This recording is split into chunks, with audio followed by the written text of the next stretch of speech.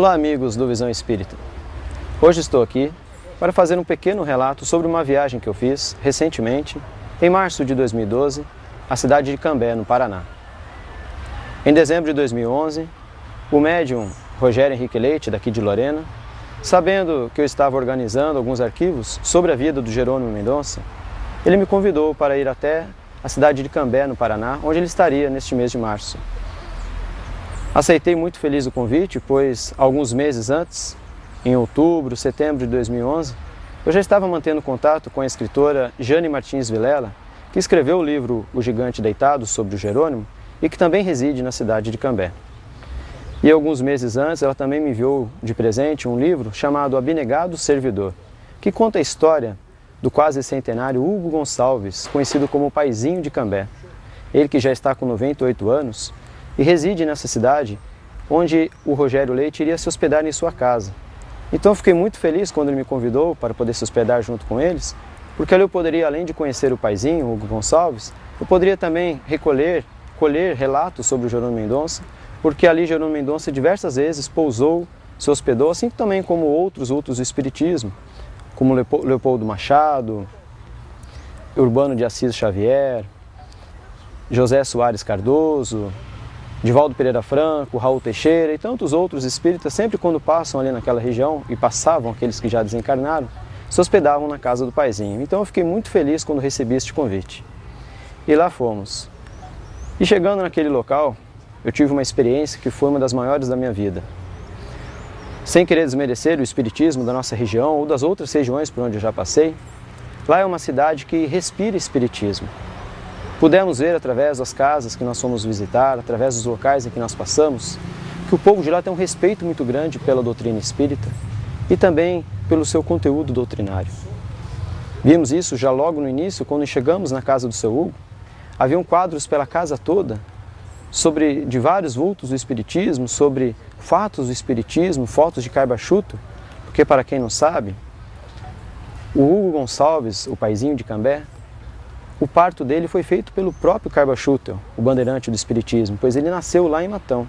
Ele foi evangelizado, ele fazia evangelização infantil com o Carbachuto. O Carbachuto, quando desencarnou, a sua famosa desencarnação, o Gonçalves, o Paizinho, estava lá no dia, estava presente. Então o Gonçalves presenciou, ele tem 98 anos de espiritismo, porque ele já nasceu em berço espírita. Então pudemos aprender muito com seus relatos, com seus causos, que ele gosta muito de contar.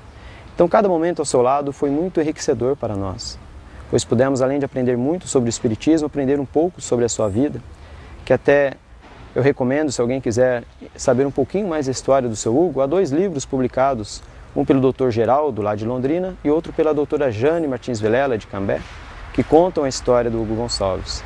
E por que ele é conhecido como Paizinho?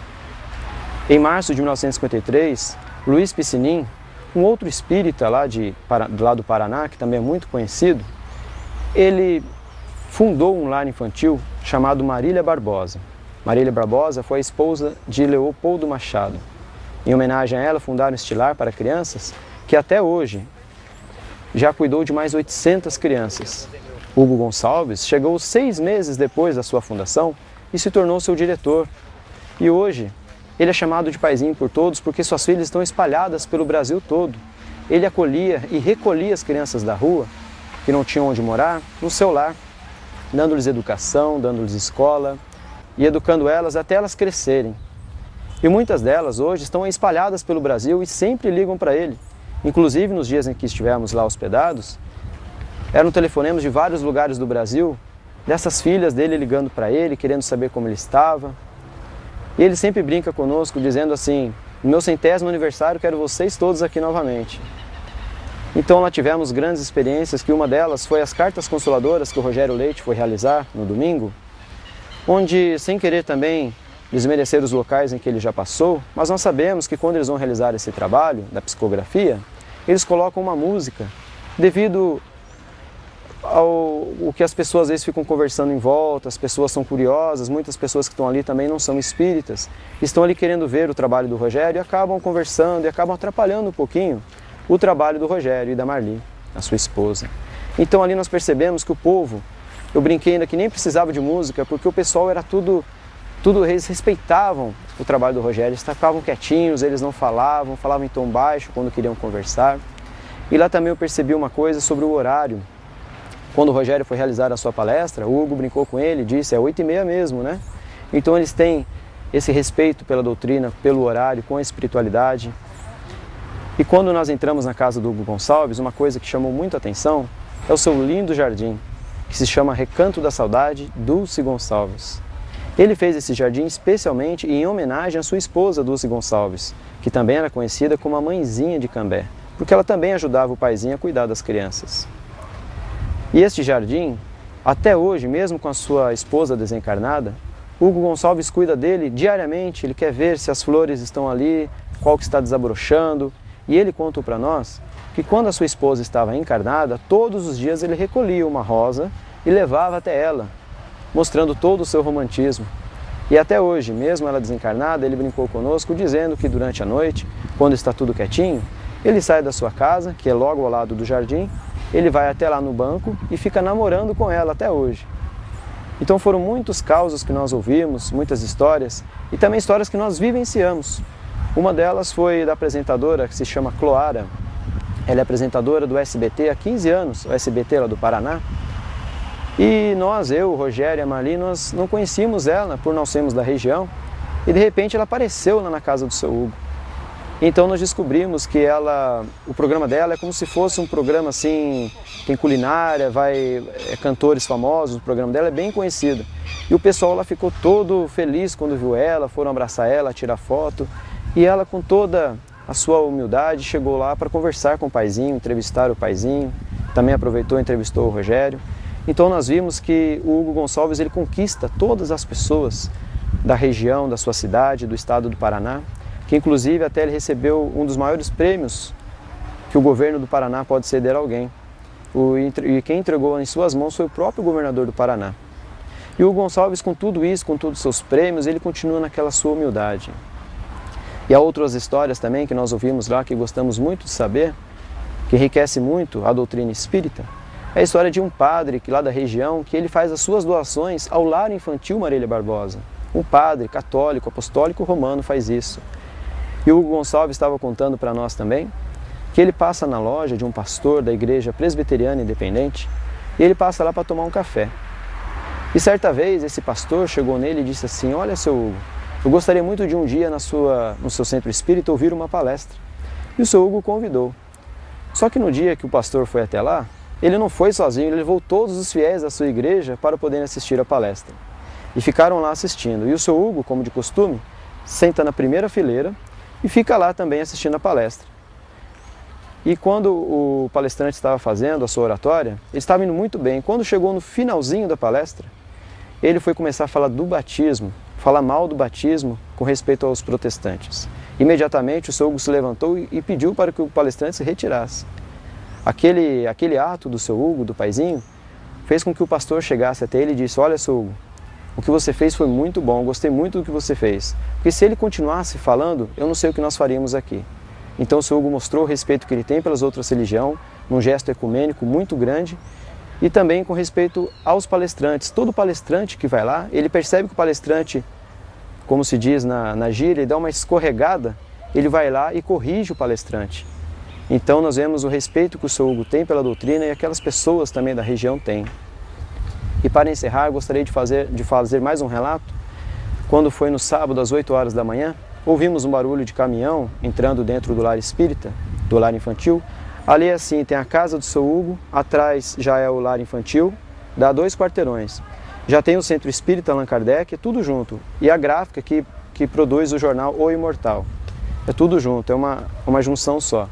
E esse caminhão estava manobrando com várias cestas de verduras, de frutas.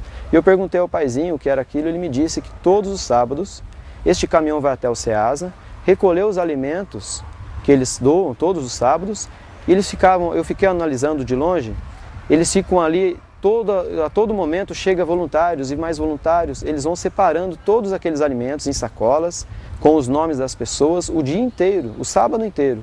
Quando chega às 17 horas, eles vão entregar para aquelas famílias, que formavam uma grande fila. E olhando tudo aquilo, eu pensei, agora eles vão receber a sacola e vão embora. Não, o pessoal lá do Centro Espírita, eles ainda aplicam passe nas pessoas que vão receber essas sacolas. Então tudo aquilo para mim foi um grande aprendizado, eu aprendi muita coisa lá. E o último caso que eu lembrei agora, também é de uma empresa multinacional, que este empresário, que não é espírita, ele doa sempre doces e pacotes de doce, caixas de doce para o seu Hugo, para distribuir às crianças do lar.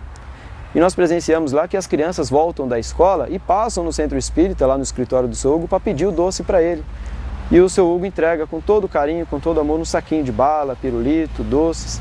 Então são coisas que nós presenciamos e que ficamos muito felizes que existe isso na doutrina espírita no Brasil e que eu acho que todas as regiões, todas as federações, todos os centros espíritas, se pudessem adotar este mesmo método que o seu Hugo adota lá, que o pessoal adota lá, a Jane Martins Vilela, o Dr. José Antônio Vieira de Paula, a Célia Xavier de Camargo, todos esses espíritas que nós tivemos contatos e que nós vimos a forma que eles tratam o espiritismo, eu acho que a doutrina espírita e o movimento espírita seria diferente no Brasil. Então é isso, é um pouquinho só do que eu gostaria de passar para vocês, essa experiência que nós tivemos lá, que foram alguns dias que vivenciamos tudo isso e que espero poder ter passado alguma coisa para vocês. E tudo isso que eu vivenciei lá, que eu vi lá, são pessoas que fazem a diferença. Você é espírita? Repito, você é espírita? Então, esqueça Kardec. Repito, se você é espírita, então esqueça Kardec. É isto mesmo que você ouviu. Esqueça Kardec. Calma, pessoal. Vou explicar o que estou querendo dizer. Trata-se de uma campanha para esquecer livros de Kardec e que você pode colaborar porque é muito simples e fácil. Você pega um livro dos Espíritos ou o Evangelho segundo o Espiritismo e esquece num banco ou num ponto de ônibus, num banco de metrô, num consultório médico, em lugares públicos e por aí vai. É uma maneira de você esquecer caridosamente obras de Kardec para que muita gente seja beneficiada com isto, além de estar divulgando o Espiritismo. Veja que na imagem que estamos mostrando, se você quiser, ponha uma pequena tarja com estas duas frases. Por que eu achei este livro? Coincidência não existem. Lembremos das palavras de Emmanuel. A maior caridade que podemos fazer com o Espiritismo é a sua divulgação. Portanto, você esquecendo o livro que seja, você já está fazendo a diferença. Participe, esqueça Kardec.